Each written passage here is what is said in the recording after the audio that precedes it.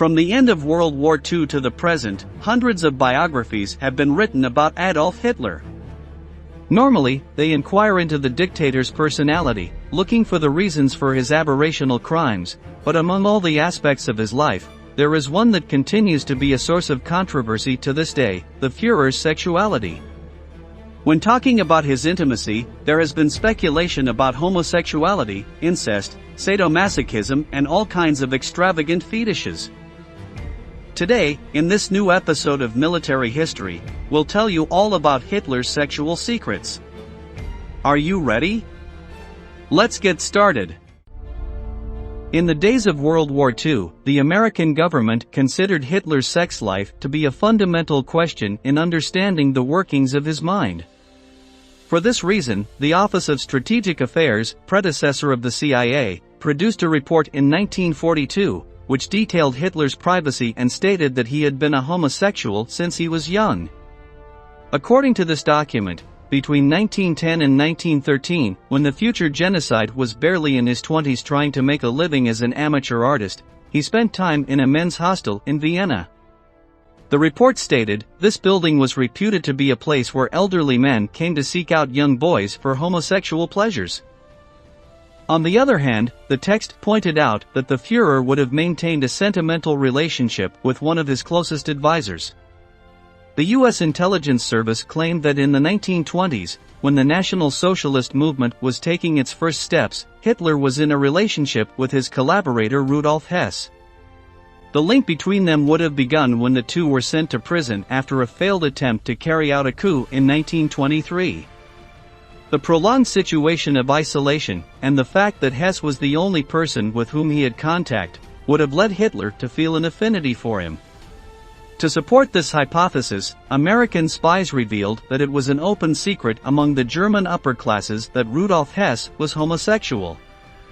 On many occasions he was seen attending dances and parties in women's attire, and his nickname was Miss Anna. In any case, the alleged relationship between the Führer and his advisor came to an end for him in 1941, when the latter stole a plane and escaped to England, where he turned himself in to the British authorities. In the following years, the theory that the Nazi leader was attracted to men was taken up by many other journalists and researchers. August Kubizek was a friend of Hitler during his youth who, in 1953, published a memoir recounting the anecdotes with his partner.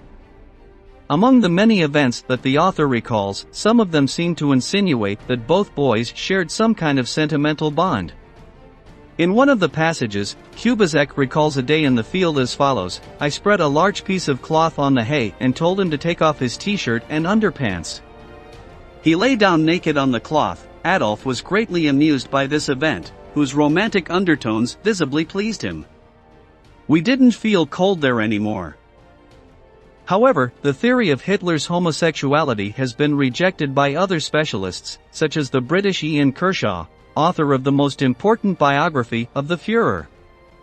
According to this historian, the report prepared by the Office of Strategic Affairs was not very serious and without foundation, and had been intended to serve as anti-Nazi propaganda, discrediting the dictator because of his sexual preferences.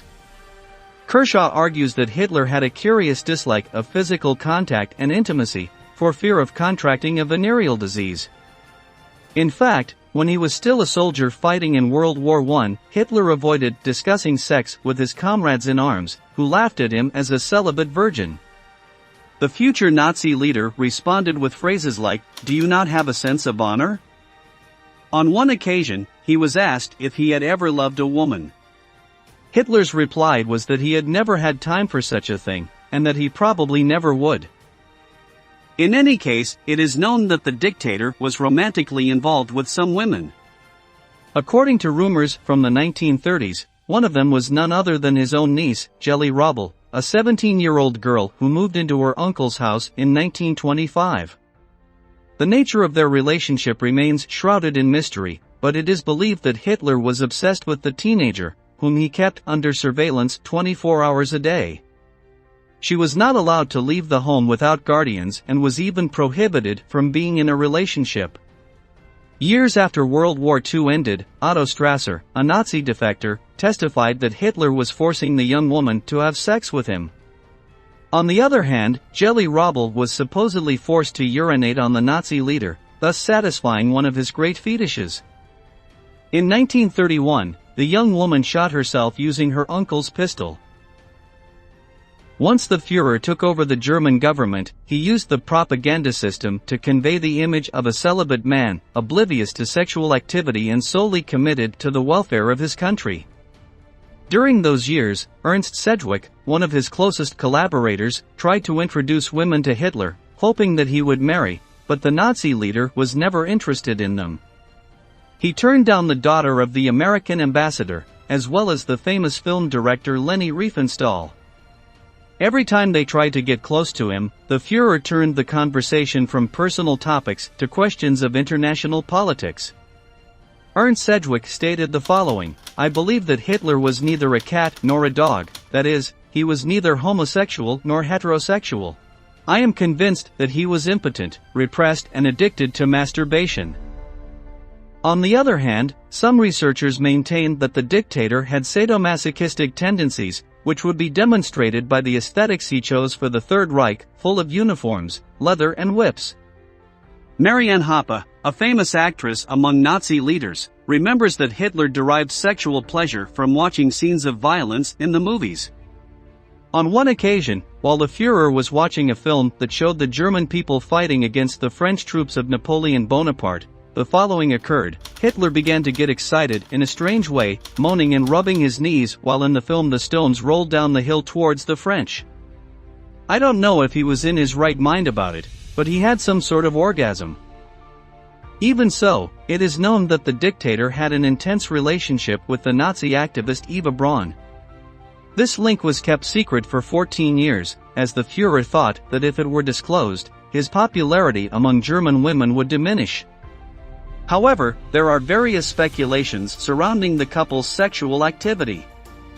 According to researcher Thomas Lundmark, from the University of Hull, Hitler and Braun never had relations because she suffered from a rare gynecological condition, MRKH syndrome.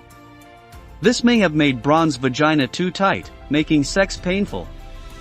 According to Lundmark, Braun's mission was to serve as a cover, a shield against rumors about the Führer's privacy.